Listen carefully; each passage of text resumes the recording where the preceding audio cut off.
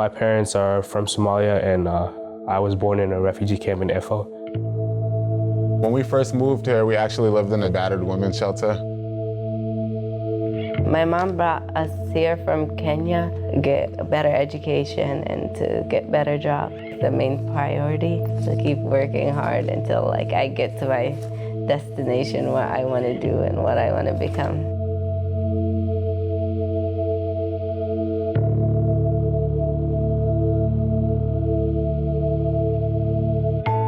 I've been going to the Boys and Girls Club for about 10 years now, I think. It's been a long time. I actually think I remember the first day that I came to the club. Just coming to the club and being able to play with friends was a good experience. They go to school to learn, to get that education. It's us to draw that bridge together between school and after school. These kids are getting the life lessons that they need to be model citizens within the community.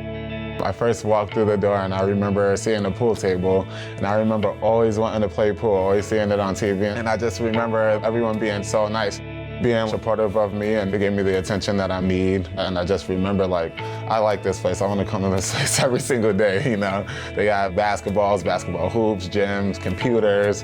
I never had computer accessibility, and that was kind of like a big thing. When I came here, I felt very accepted.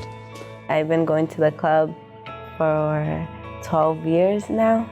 I bet we were not the easiest kids to deal with when we were younger, but they have always been supportive. They always have inspired us, motivated us, inspired me to go to school, get an education. We've really done a culture shift at moving from just being a safe space for kids to going and focusing on education and making that a priority for the kids that we work with.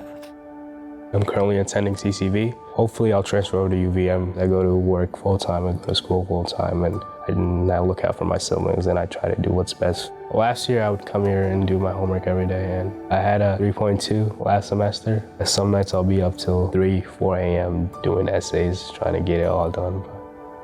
But I think I'm doing all right.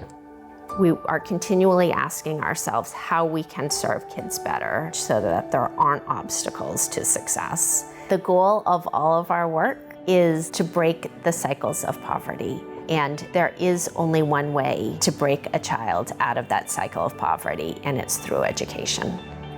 I was the first person to graduate, actually, from my whole family. A lot of my opportunities I got was directly from the Boys and Girls Club. The club pushed me to go to college, and never, ever, even after I graduated high school, was I planning on going to college. That's 100% the club.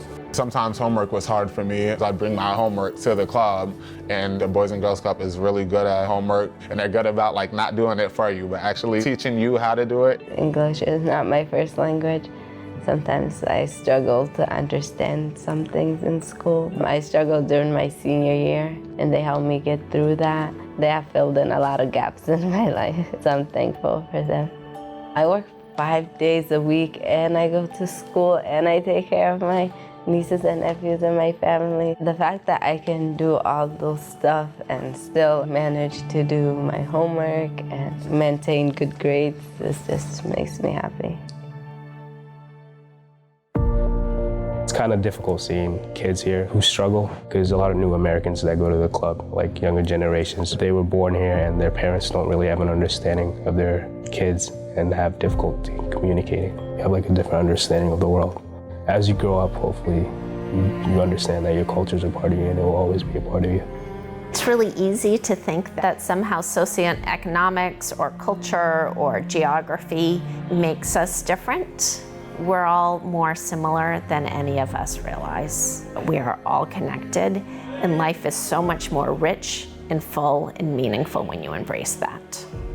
When you're a new American and you're trying to understand yourself, you pick up what's the easiest, I guess, because when I was younger, whoever was accepting of me, I was willing to be accepting of them. I think kids pick up bad habits. Well, to have a place that kids can come to that is safe, if there's a need of hunger, clothes, can't get their homework done, or just need someone just to be around. So we're almost the extension of parenting. How do we become that third-party parent that can offer a place that is safe for kids? It's really important for other kids to come here so they're not getting into other things that are violent. Some kids, they don't really know about the Boys and Girls Club and they get themselves in trouble.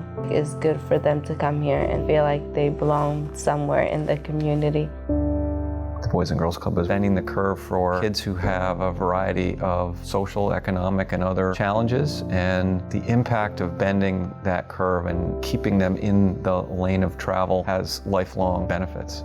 When I first came from New York, I had this mentality, like if someone hits you, you hit them back. Back in New York, the violence and the lack of resources took a little bit of its toll. I'm not really sure if they knew I was living in a shelter. Asked if I needed anything, like extra leftover foods and stuff like that. It just made me feel happy that they cared.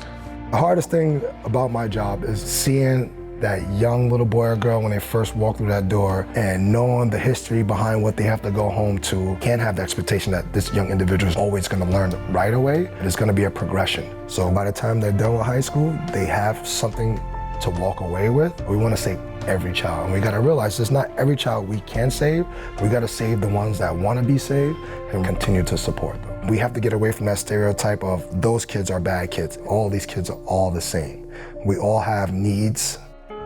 I used to try to take things into my own hands and get into a lot of altercations. I truly think that if I never learned how to control my temper, I would not have the support that I have now. That just really changed like my overall outlook on life. And I feel like it's made me a better person. I learned how to control my temper and keep my hands to myself. And it's very important for people to learn skills like that. That has come a long way in my life, even to this day. The world's a difficult place, but one day I hope to change it, and that's what really matters. I had a conversation with Jack about this a while back, and I was telling him, I want to be successful, but I'm average. He was just like, oh, then it takes dedication at that point, because average people can accomplish a lot of things. When a staff member says to a club member, I believe in you, I know that you are capable of accomplishing great things, the club member starts to believe it. And that is the magic of the Boys and Girls Club. A lot of the kids at the club come from difficult circumstances and they've experienced a lot in their lifetime. I think that gives them perspective, and if given the right opportunity, they can achieve a lot. I would want to inspire the kids over there, just like the club members here have inspired me to work so hard. I'm a different person. I've changed so much. I want to tell the club staff they're changing lives one day at a time, and they changed my life for the better. The club has just been a big part of my life, and I've done so much here and I've experienced so much here that I want to pay it back one day. Boys and Girls Club will always be my second home.